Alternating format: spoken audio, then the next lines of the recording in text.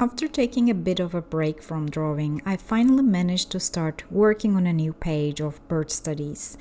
It felt good to return to my project, and I realized that birds are a little easier for me to approach than mammals, maybe because their forms are lighter or their variety gives me more freedom in how I draw them. So, to ease myself back into the rhythm, I decided to continue my bird pages and focus this time on a family called Curassows, which includes Guans, Chachalacas, and Curassows. These are large, often tropical birds with some fun features and interesting behaviors, and I thought they would make a great subject to help me get back into practice while still learning about new species. When it comes to drawing, I find birds more forgiving than mammals. Their forms are simpler, yet their beauty lies in the small details of color and movement. Their anatomy is more defined and their visual variety is so rich. They offer more range of shapes, colors, and textures, from soft down feathers to vivid crests and patterned wings, and each one feels like a small design challenge. Unlike mammals, which often share similar fur tones or body structures, birds can look completely different from one another. When I think about the colors of exotic birds, it's almost like living pieces of expressionist art. Their bright colors, elegant poses, and unusual features make them exciting to observe and interpret. I think that's what makes working on bird studies so enjoyable. Even a simple sketch can turn into something dynamic and full of character.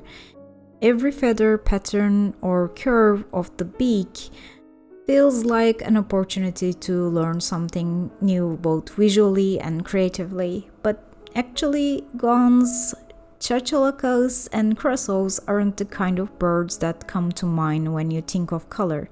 This page is filled with deep blacks and dark tones, and honestly, I don't enjoy working with black very much. Still, the small bursts of color around their heads made enough difference to keep me interested.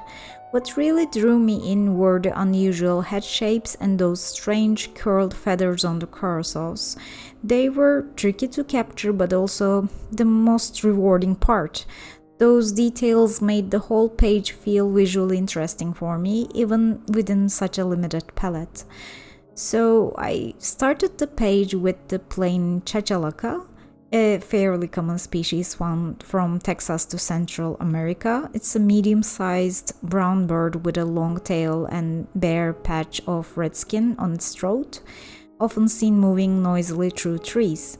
Visually, it wasn't the most striking bird to draw, but when I moved on to the curassows, I began to feel that this page would be worth the time spent.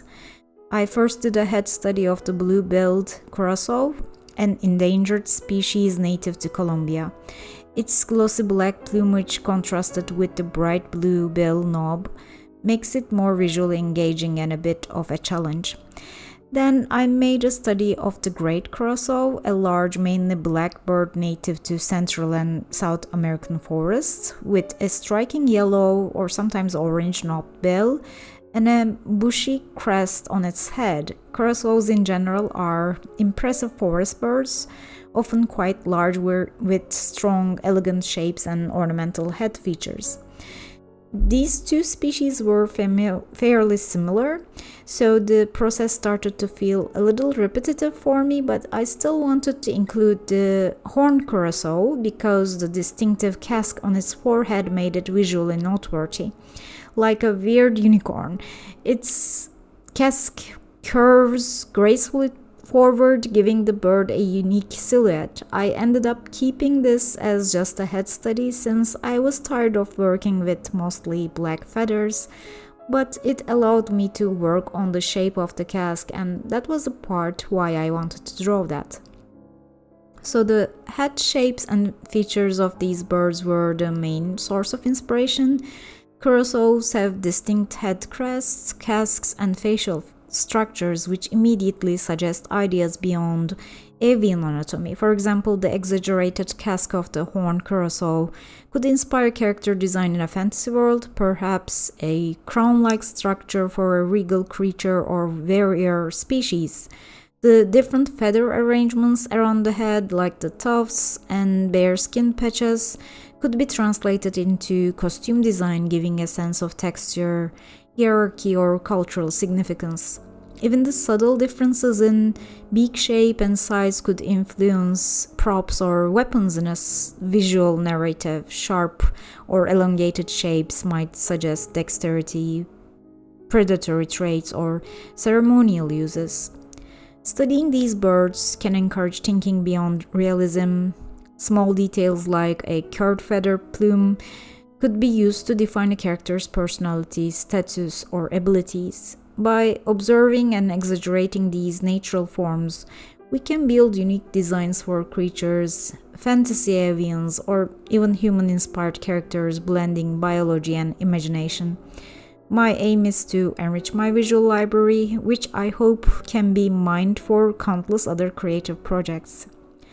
I finished my page with the black-fronted guan, a large forest-dwelling bird native to the Atlantic forest of Brazil, easily recognized by its dark plumage contrasted with the bright blues and reds in small areas around its head. I had to force myself to return this project, but once I started drawing, it quickly felt much better. I didn't aim to bring all these bird studies to fully finished illustration quality. These were really quick studies, kept sketchy and a little flawed. I still tried to get the colors right, but nothing was drawn intricately, so they look like loose paintings at this point. I know that I will likely edit many of these illustrations later, and since I'm not sure how I will use them yet, I can't make decisions on details like resizing or brush visibility. If I decide to use some for printing, I may refine certain areas. Right now, my focus is research and learning as many species as possible. I've already started building pages of illustrations on different species of animals and plants, which might later be edited into a book, I hope. I really want to continue these studies, so see you in the next one.